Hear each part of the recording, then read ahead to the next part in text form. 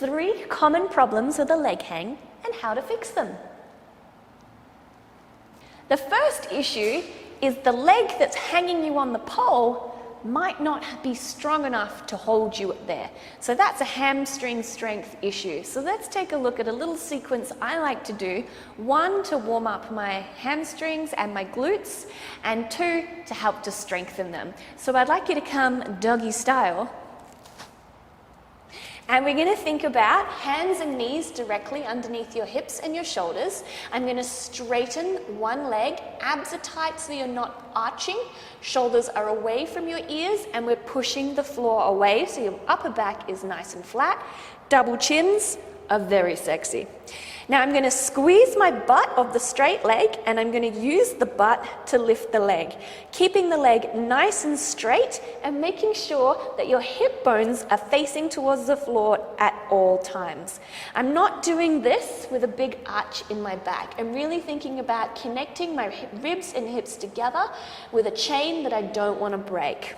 So I'm squeezing the butt to lift the legs. Well, the leg.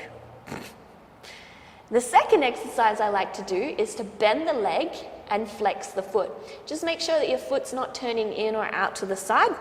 And we're starting with the knee, ideally at hip height. If it's a bit lower, that's okay. But ideally, hip height. Again, make sure the hip bones are facing towards the floor so you're not pissing on a tree like a puppy.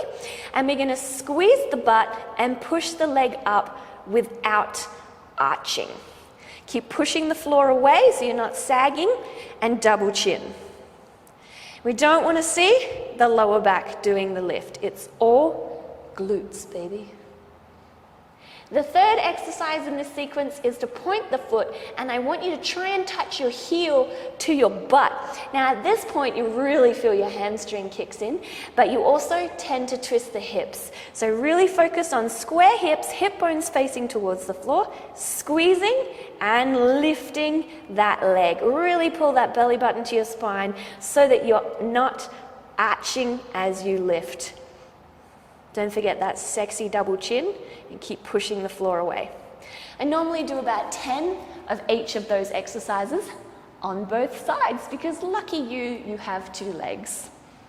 Another issue that people have is as they sit up to get their waist into the pole on their leg hang, their back leg tends to lift up.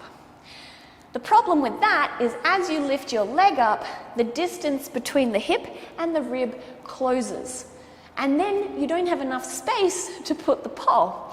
So we need to make sure that we keep that back leg pushing down as you lift your chest to keep this gap open to get the pole in. So here's a really great exercise to help make that happen. So we're going to start down on our back. We want to imprint our spine, which means gently tuck your pelvis under so that you've got most of your spine pressing into the floor. We're going to bring the legs to tabletop, abs are nice and tight, and we're going to curl up as high as you can. Ideally, you're lifting so that you're on the tip of your shoulder blades. You can have your hands by your head or down by your sides, it doesn't really matter. And we're going to straighten one leg and then bring it back to tabletop, and then straighten the other leg. Only take your leg as low as you can without arching your back. It's really important that your spine is pressing into the floor the whole time. Really make sure that you keep your neck and shoulders relaxed. So relaxed right now. And as you bring your knees in, you're not bringing them in too close. They need to stay directly stacked on top of those hips. So the lower you go, the harder this is. Really work those abs the whole time. This exercise is going to address the issue of the hip flexor. So a lot of people really struggle to bring that knee in nice and close to their chest on both their leg hangs, and also holding that position is quite fatiguing for your hip flexor. So this is an awesome one to really help with that. So this is a very light resistance mini band. So I'm going to put it around my foot, and then I'm going to put the top of my other foot in the band. You're going to bring your knee to hip height, and then keeping your abs tight and your pelvis in neutral, I'm going to lift the knee as high as I can. So I'm never going lower than hip height. And I usually try and do 5 on each side, and I do 2 to 3 sets depending on the day.